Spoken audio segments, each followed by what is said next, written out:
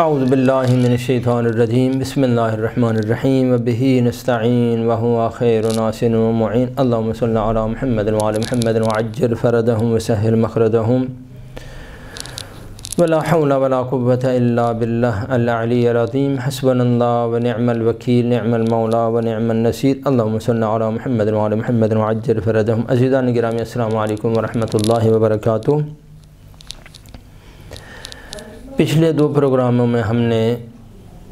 خطبہ فدقیہ کی سند کے حوالے سے گفتگو کی تھی، اور خطبہ فدقیہ کا جو تسلسل ہمارے پاس جو ہے وہ بحمد اللہ تعالیٰ کتابوں میں پہنچا ہے، پہلی صدی ہجری میں، پھر دوسری صدی ہجری میں، پھر تیسری صدی ہجری میں، اس کا ہم نے تاریخ آپ کی خدمت میں بیان کیا کہ کس طرح سے یہ خطبہ جو عظیم الشان خطبہ ہمارے تک جو منتقل ہوا، اور اس کے بارے میں جو ایک قسم کے اہل سنت کے جو مثلا بعض جاہلوں نے اس بات کا ادعا کیا کہ یہ خطبہ جانا جعلی ہے اور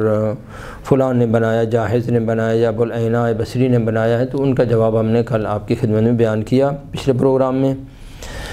آج ہم اصل خطبہ کے بارے میں جو خطبہ فدقیہ ہے اس کے حوالے سے انشاءاللہ تعالیٰ آپ کی خدمت میں گفتگو پیش کریں گے، لیکن اس سے پہلے ایک میں تھوڑا سا تاریخچہ کہ یہ فدق کیا ہے، اور فدق کا جو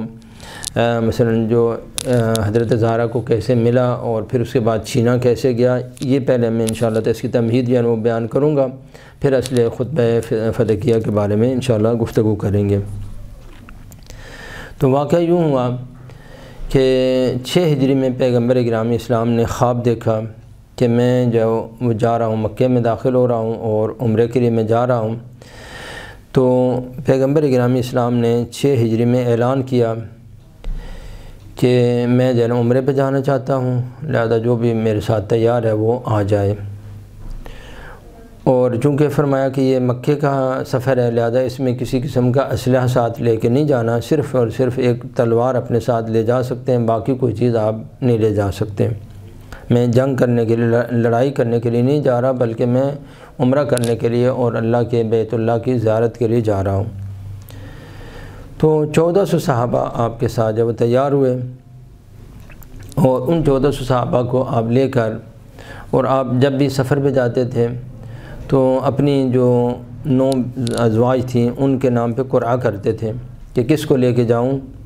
تو قرعہ کیا تو جناب ام سلمہ سلام اللہ علیہا کا اسم مبارک جو اس قرعے میں نکل آیا۔ تو جو 6 ہجری میں جو آپ عمرہ کے لیے چلے وہاں سے مدینے سے، تو 1400 مجاہدین اور صحابہ آپ کے ساتھ تھے، وہ سارے کے سارے جو ہے وہ، اور جناب آپ کے ازواج میں سے جناب ام سلمہ آپ کے ساتھ تھیں۔ یہ بزرگ جو ہے وہ بحمد اللہ تعالیٰ پہنچے مکے کے نزدیک۔ اب مشرکین نے آپ کو جو عمرہ کرنے سے روک دیا،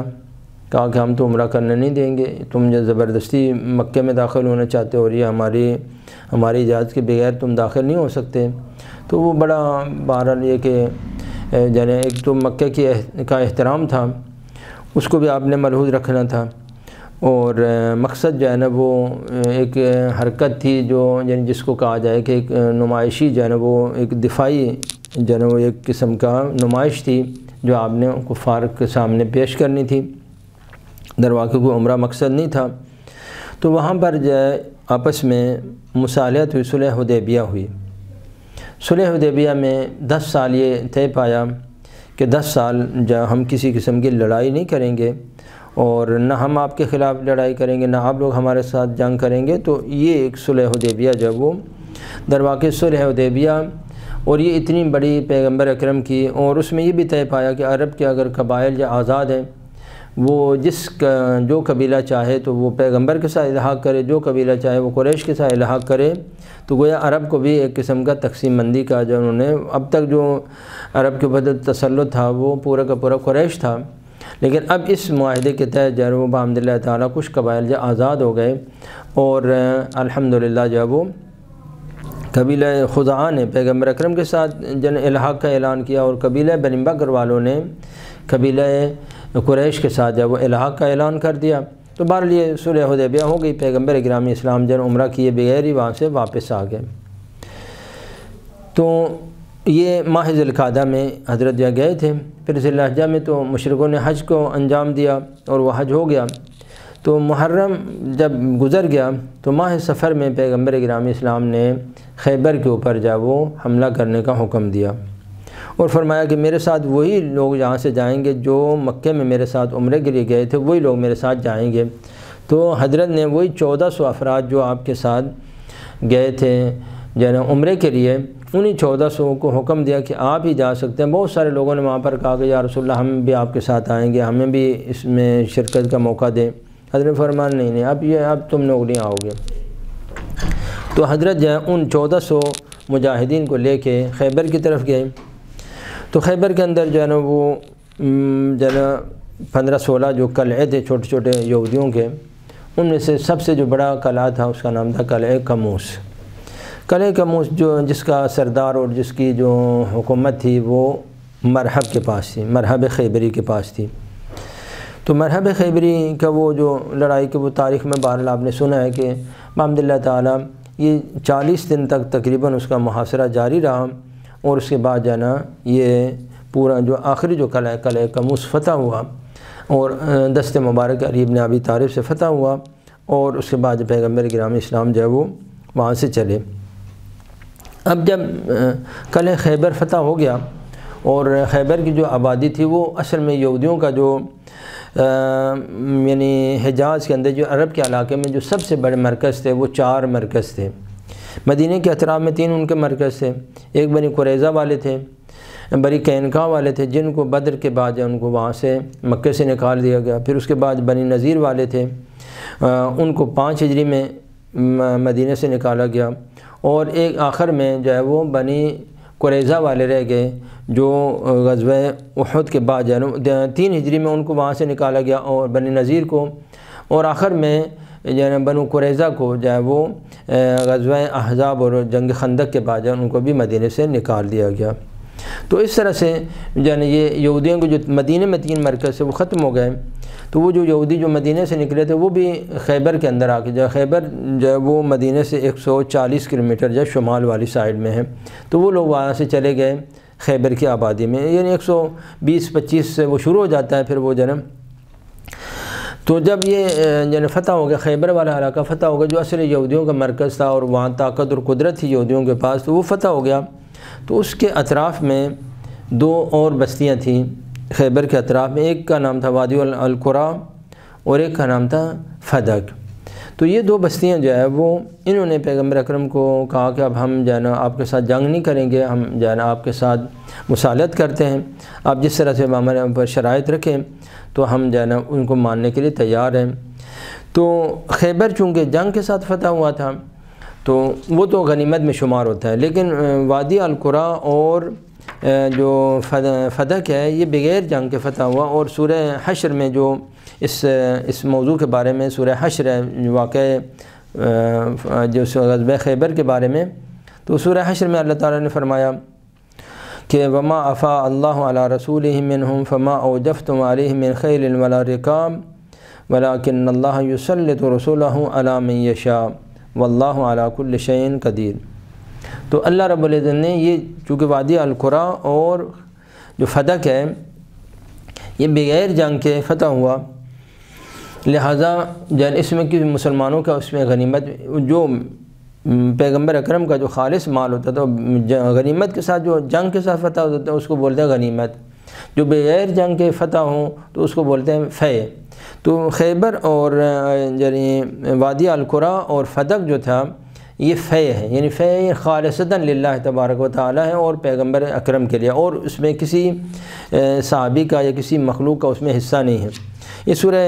حشر میں اللہ تعالیٰ نے اس کے بارے میں جو غزوہ خیبر اور فدق کے بارے میں جو آیات نازل وہ سورہ حشر کے اندر ہے۔ سورہ حشر میں اللہ تعالیٰ نے یہ فرمایا کہ جو بھی فے ہوتا ہے وہ خالصتاً اللہ اور اس کے رسول کا ہوتا ہے، جو بغیر لڑائی کے بغیر کسی قسم کی زحمت کے جو اللہ تعالیٰ اس کے فتح کے اسباب فراہم کرے تو اس میں کسی اور مخلوق کا اس میں کوئی حصہ نہیں ہے۔ تو خالصتاً فدق اور وادی القرا کی جو زمینیں تھیں وہ پیغمبر گرامی اسلام کی زمینیں تھیں۔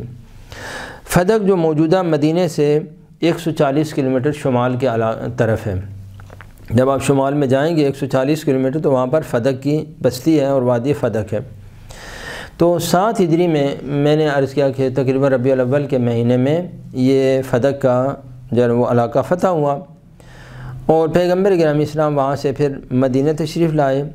اور جب مدینہ میں تشریف لائے تو اللہ رب العزت نے سورہ اسراء کی آیت نمبر 46 کو نازل کیا، وَآتِ ذَا الْقُرْبَى حَقَّهُ، کہ آپ اپنے جو قریبی ترین رشتہ دار ہیں ان کو ان کے حق کو ادا کریں۔ تو یہ 7 ہجری میں یہ آیت نازل ہوئی، تو پیغمبر گرامی اسلام نے بلایا، مولا علی کو بلایا اور حضرت فاطمہ کو بلایا کہ اللہ تعالیٰ نے مجھے حکم دیا ہے، اب یہ میرا اختیار نہیں ہے بلکہ مجھے اللہ نے حکم دیا کہ آپ ادا کر دیں، اے رسول آپ پر لازم ہے کہ آپ ذی القربہ کا حق ادا کریں۔ تو پیغمبر گرامی اسلام نے مولا علی کو بلایا اور ایک چمڑے کے کاغذ کے اوپر چمڑے کے اوپر یہ اپنی جو تحریر لکھوائی کہ یا علی لکھو کہ میں نے یہ فدق کی جو پوری بستی ہے، وادی القرآن نہیں بخشی، فدق کی جو پوری بستی ہے وہ میں نے جو اللہ تعالیٰ نے مجھے فے میں عطا کی ہے، تو میں نے اپنی بیٹی فاطمہ کو وہ بخش دی۔ تو پورے کا پورا جو فدق کا جو علاقہ تھا وہ بہت ہی بڑا وسیع علاقہ تھا، جو حضرت نے اپنی پیاری بیٹی جو فاطمہ زہرا سلام اللہ علیہ کو 7 ہجری میں دے دی۔ اب 7 ہجری سے جو ہے نا وہ حضرت فاطمہ زہرا کے اختیار میں تھی، 8 ہجری 9 ہجری 10 ہجری 11 ہجری میں ماہ جو ہے نا ماہ سفر کے اندر پیغمبر اکرم کی وفات ہوئی۔ تو پیغمبر اکرم کی وفات اگرچہ وہ فاطمہ زہرا کے نام پہ تھی، اور اس جو سند لکھی پیغمبر گرامی اسلام نے اس میں نیچے حضرت فرمایا کہ اس کے آپ جو شاہد ہیں وہ گواہ ہیں، علی ابن ابی طالب کو اس کا گواہ بنایا، اور جناب ام ایمن کو اس کا گواہ بنایا، اور اپنے غلام جو ہے وہ ابو رافع کو اس کا گواہ بنایا۔ تو 3 ان ہستیوں نے اس کے اوپر جو ہے دستخط کیے، اور یہ قبالہ اس کا جو ہے وہ سند جو ہے وہ حضرت زہرا کے نام پہ لکھ دی۔ لیکن چونکہ انتظامات جو پیغمبر اکرم خود ہی اس کے جو انتظامات تھے وہ پیغمبر اکرم کے پاس ہی تھے، اور کچھ حوالے سے حضرت زہرا کے بھی وہاں پر جو انتظامات تھے۔ تو 11 ہجری میں جب پیغمبر اکرم کا رحلت ہو گئی، تو رحلت کے 10ویں دن بعد حکومت نے فیصلہ کیا، جب ان کی حکومت آ گئی، جو موجودہ نئی جو حکومت آئی تھی پیغمبر کے بعد، تو اس حکومت نے فیصلہ کیا کہ علی بن ابی طالب کو سیاسی طور پر کمزور کرنے کا یہی بہترین ذریعہ ہے کہ اس کے بعد جو مالی آمدنی کے ذرائع ہیں ان کو ختم کیا جائے، اور یہ ایک بہت بڑا آمدنی کا ذریعہ تھا، اہل بیت کی روزی کا ذریعہ تھا۔ تو انہوں نے خالد بن ولید اور ایک چھوٹا سا لشکر بھیجا، جس نے جا کے حضرت فاطمہ کے جو وہ وہاں پر عامل تھے اور جو کام کر رہے تھے مظاہرے تھے،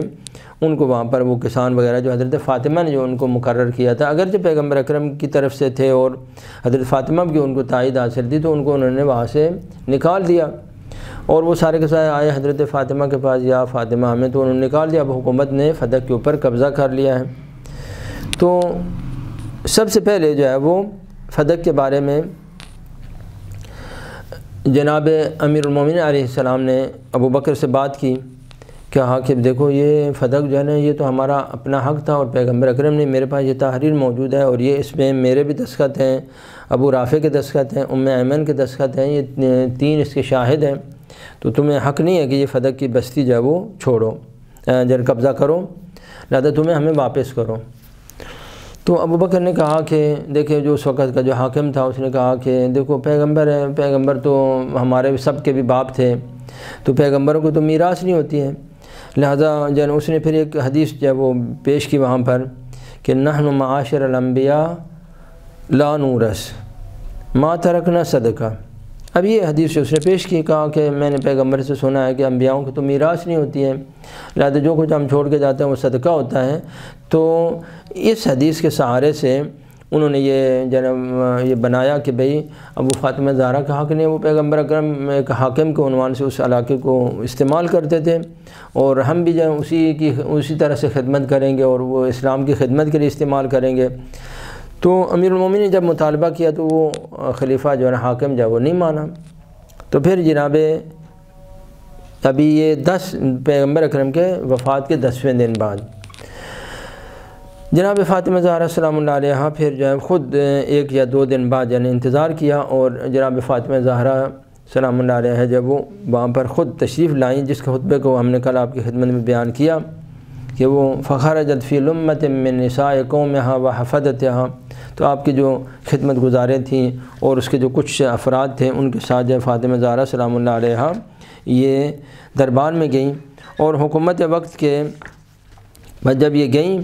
تو اب اس کے جانے کا جو انداز ہے، جناب عبداللہ ابن حسن جو میں نے آپ کی خدمت میں بیان کیا، عبداللہ ابن وہ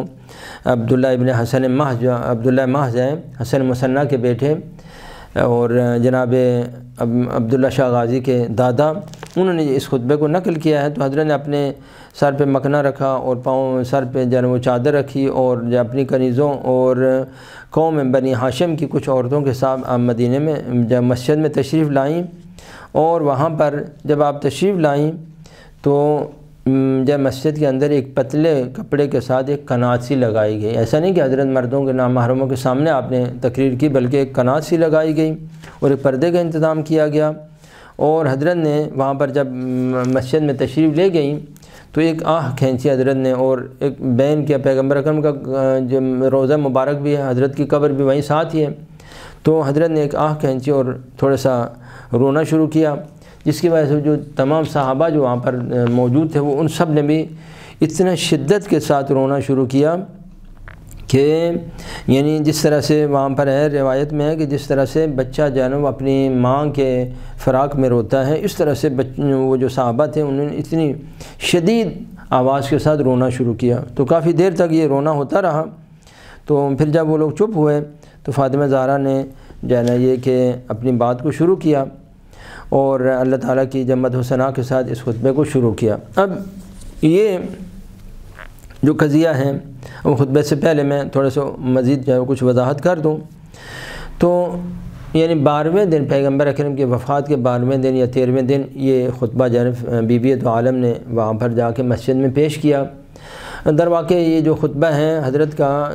ایک قسم کا یعنی آپ کے عصمت کی دلیل، آپ کے علم کی دلیل، آپ کے تقوی کی دلیل، سب چیزیں اس کے اندر ہیں۔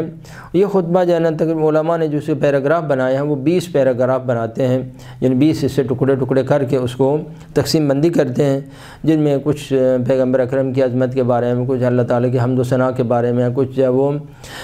پھر اس کے بعد صحابہ کو خطاب کر کے ان کی عظمت کو حضرت زہرا نے بیان کیا، پھر اس کے بعد اپنی میراث کا مطالبہ کیا۔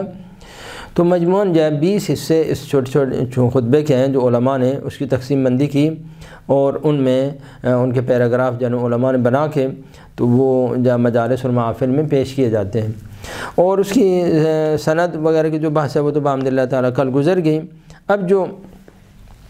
خطبے کی جو عظمت اور جلالت ہے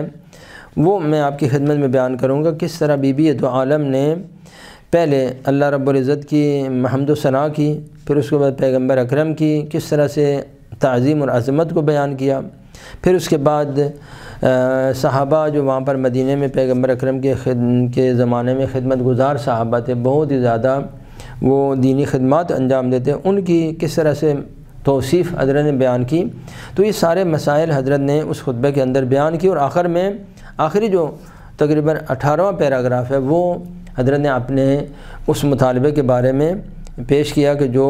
خلیفہ نے جس حدیث کو اپنا مدرک بنایا، اس کے جواب میں حضرت نے 5 آیات استعمال کی وہاں پر کہ یہ حدیث بالکل جھوٹی ہے، اس کا کوئی بھی دین اسلام سے کوئی تعلق نہیں ہے، اور پھر اس کے بعد حضرت نے 2 حدیثوں کے ساتھ وہاں پر استدلال کیا کہ انشاءاللہ تعالی وہ بحث ہم جنم آپ کی خدمت میں بیان کریں گے۔ تو اول میں سب سے پہلے اس حدیث کی جو تاریخچہ تھوڑا سا بیان کر دوں، جس کو مدرک بنا کے آج بھی سارے کے سارے یہی لوگ جو ہے نا وہ اسی حدیث کو لے کے وہ بیٹھے ہوئے ہیں۔ پیغمبر گرامی اسلام کے جو مدینہ میں جب تشریف لائے تو شرح صحیح بخاری کے اندر قاضی ایاز نے جو پیغمبر اکرم کی جو زمینیں اور جائیداد تھی اس کا وہ قاضی ایاز نے وہاں پر 10 اس کے حصے جب بنائے ہیں۔ سب سے پہلے پیغمبر اکرم جب پہلی ہجری میں ربیع الاول میں مدینہ میں تشریف لائے تو وہاں کے جو انصار تھے مدینہ والے، انہوں نے کچھ زمینیں آپ کو دی تھیں کہ آپ یہاں پر یہ زمینیں جو لے لیں، اور جس طرح سے ہو کہ آپ یہاں پر بالکل ایک مہمان کی طرح نہ ہوں، ایک جناب وہ آپ کو کسی قسم کی مشکل پیش نہ آئے۔ تو پہلے نمبر پر جو انصار نے آپ کو زمینیں بخشی تھیں، دی تھی، ہدیہ دی تھیں، وہ جو ہے نا حضرت کے ملک تھی اور حضرت کا مال تھا۔ دوسرے نمبر پر آپ کے پاس جو وہاں پر بنی قینقاع جو شکست کھا کے وہاں سے چلے گئے، تو بنی قینقاع کی جو زمینیں تھیں وہ بھی آپ کے انڈر میں تھیں۔ پھر اس کے بعد بنی نذیر والے جو شکست کھا کے چلے گئے، تو بنی نذیر کی بھی مکمل زمینیں آپ کے پاس تھیں۔ اور پھر اس کے بعد بنی قریظہ جب وہاں سے شکست کھا کے گئے تو ان کی زمینیں بھی آپ کے پاس تھیں، لیکن بنی نذیر کی زمینیں پیغمبر اکرم نے اپنے صحابہ کے درمیان، جب بنی قینقاع کی جو زمینیں تھیں وہ حضرت نے اپنے صحابہ کے درمیان، جو مہاجرین آئے تھے وہاں مکے سے اور خالی ہاتھ تھے بیچارے، ان کے پاس کوئی چیز نہیں تھی، تو ان مجاہدین کے درمیان حضرت نے جو بنی قینقاع اور بنی نذیر کی زمینوں کا کچھ حصہ تقسیم کر دیا، کچھ حصہ آپ نے اپنے پاس باقی رکھا۔ پھر اس کے بعد جب خیبر بحمد اللہ تعالیٰ فتح ہوا تو خیبر کا آدھا حصہ جو ہے صلح نامے کے مطابق حضرت کو انہوں نے دے دیا، آدھا حصہ حضرت نے یہودیوں کے پاس رہنے دیا۔ اور فدق اور وادی القریٰ جو ہے مکمل چونکہ وہ سورہ حشر کی آیت نمبر 6 میں نے آپ کی خدمت میں بیان کی کہ وہ پورے کا پورا جو ہے آپ کے ملک تھا اور آپ کا ذاتی مال تھا، اس میں کوئی صحابہ کا کوئی وہ حصہ نہیں تھا۔ تو اس حوالے سے یعنی پیغمبر اکرم کے نہ صرف فدق ہی اس کی پیغمبر اکرم کی زمین تھی، بلکہ وسیع جائیداد تھی۔ پھر اس کے علاوہ آپ کی تلوار تھی، آپ کے گھوڑے تھے، آپ کے دل تھا، آپ کے حجرے تھے جو پیغمبر اکرم نے اپنی بیویوں کے لیے حجرے بنائے تھے، وہ حجرے بھی پیغمبر اکرم کے تھے، وہ بیویوں کے تو نہیں تھے، تو وہ بھی سارے کے سارے پیغمبر اکرم کی جائیداد تھی، میراث تھی۔ تو فدق کا جو علاقہ ہے وہ پیغمبر اکرم نے اپنی حیات میں 7ویں ہجری میں پیغمبر گرامی اسلام نے اپنی پیاری بیٹی کو ہبہ کیا، ہدیہ کیا۔ جو باقی یہ 7-8 زمینیں جو میں نے آپ کی خدمت میں بیان کی ہیں، بنی قریظہ کی، بنی قینقاع کی، بنی نذیر کی، پھر اس کے بعد خیبر کا آدھا حصہ انصار نے جو آپ کو زمینیں دی تھیں، ایک مخیریق یہودی تھا جو غزوہ احد کے دن جو ہے وہ جو 7واں جو جائیداد تھی پیغمبر اکرم کی، وہ مخیریق یہودی جو 15 شوال 2 ہجری میں جس کی وہ شہادت ہوئی، اور اس نے شہادت سے پہلے اپنے جو بہت بڑا مالدار تھا وہاں مدینہ کا یہودی، تو اس نے اپنی ساری جائیداد جو پیغمبر اکرم کو، اس کے جو 7 باغات تھے، بہت ہی عظیم باغات تھے اس کے، وہ سارے کے سارے پیغمبر اکرم کو ہدیہ کیا۔ اور وہ اس نے کہا کہ یہ خالصاً آپ کے لیے، میں آپ کو ہدیہ کرتا ہوں، اگر میں زندہ رہا تو میرا ہے، اگر میں شہید ہو گیا تو میں جاؤں گا، پھر میں تو جاؤں گا۔ تو سارا کا سارا مال وہ مخیریق یہودی 2 ہجری میں وہ بھی آپ کو دے کے گیا۔ تو یہ سارے کے سارے اموال پیغمبر اکرم کے ذاتی اموال تھے، اس میں قریش یا انصار کا کوئی حصہ نہیں تھا۔ تو جناب ابوبکر نے اپنے وہ لشکر کو بھیجا اور انہوں نے 10ویں دن جب وہ فدق کے اوپر قبضہ کر لیا، تو اب یہاں سے جو فاطمہ زہرا کا اور خلیفہ موجودہ جو حاکم وقت آئے ان کے اختلافات شروع ہوئے، اور حضرت جب وہ مسجد میں تشریف لائیں، تو باقی باتیں پھر انشاءاللہ تعالی ہم اگلے پروگرام میں آپ کی خدمت میں بیان کریں گے۔ والسلام علیکم ورحمۃ اللہ وبرکاتہ۔